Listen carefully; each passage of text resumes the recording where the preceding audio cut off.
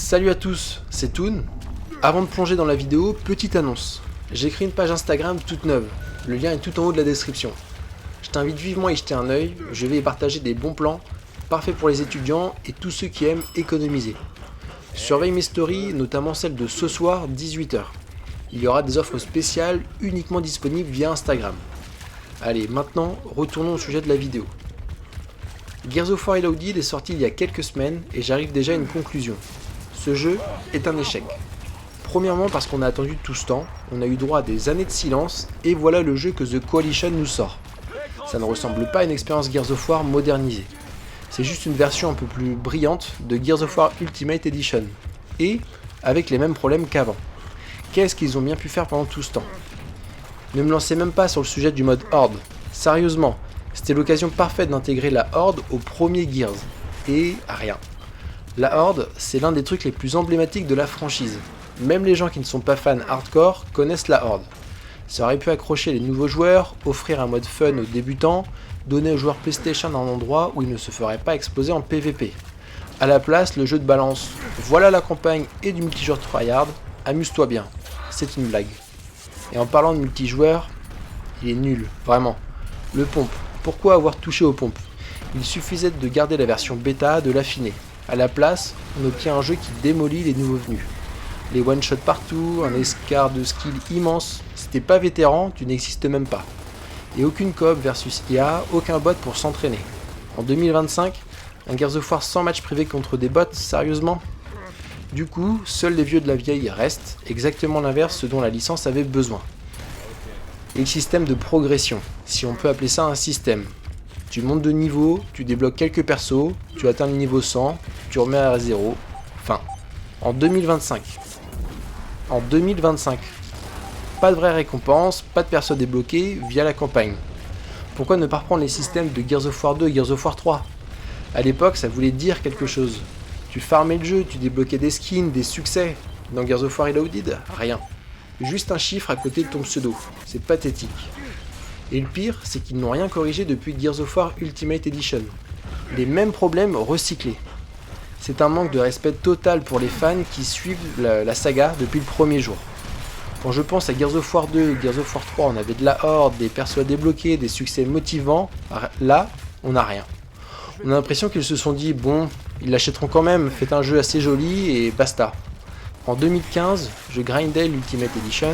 10 ans plus tard, on espère quelque chose d'énorme et on nous répond upgrade graphique, c'est suffisant. C'est hallucinant de voir ça en 2025. Certains diront, mais c'est juste Gears of War 1, tu ne peux pas en demander trop. Si, on peut. En 2025, quand on ressort un jeu payant, on le modernise. Avec des nouveaux modes, plus de contenu, de la qualité. Un remake, c'est fait pour améliorer, pas juste recompiler le jeu d'il y a 10 ans. Et évidemment, ça n'attire aucun nouveau joueur. Imaginez un joueur PlayStation qui découvre Gears of War pour la première fois. Il se fait rouler dessus en multi et n'a aucun contenu pour débutants. Il finit la campagne et désinstalle le jeu direct. C'est exactement ce qu'il ne fallait pas faire. Et ça, je l'ai remarqué déjà. Que ce soit sur les forums, les groupes ou même les sites d'annonces, beaucoup de joueurs PS5 ont lâché le jeu. Ce qui me tue, c'est qu'on a une fanbase ultra fidèle qui attend un vrai retour. Une collection, la fameuse Phoenix Collection, Gears of War E-Day, de la Horde, une progression digne de ce nom. Au lieu de ça, un remake au rabais. Même pas un remake en fait, juste un lifting visuel bâclé, fait avec le strict minimum.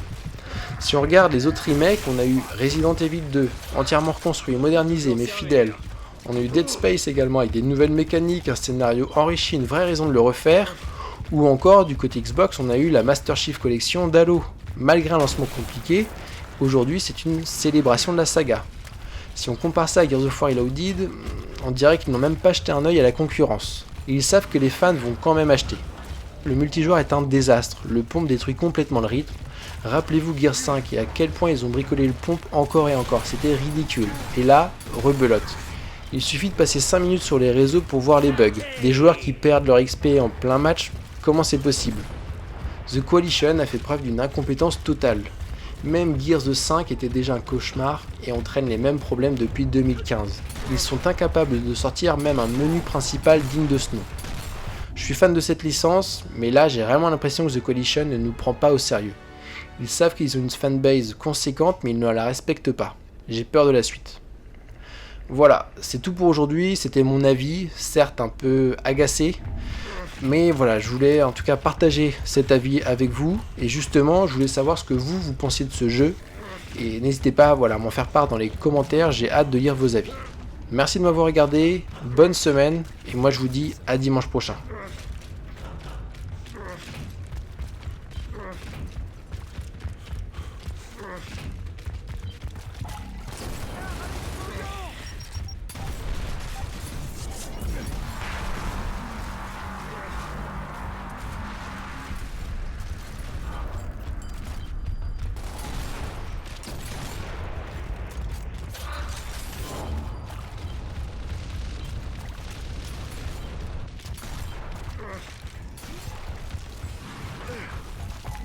Oh, ça doit faire mal. Hey!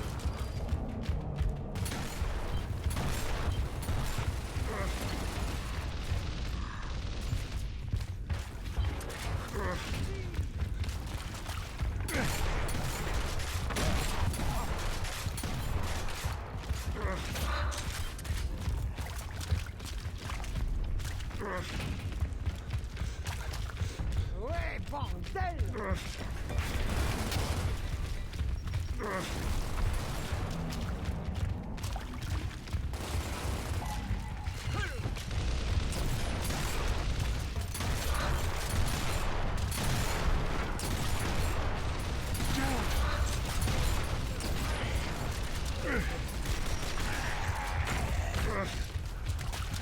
Le voilà sur pied.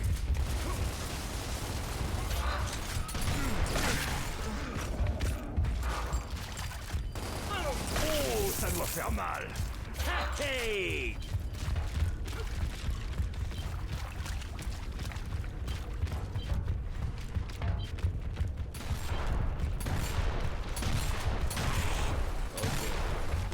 Je sais.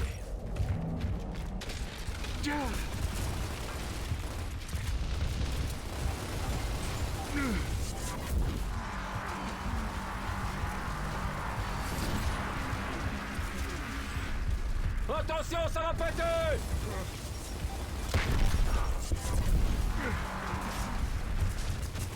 Oh, bah c'est là pour m'arrêter.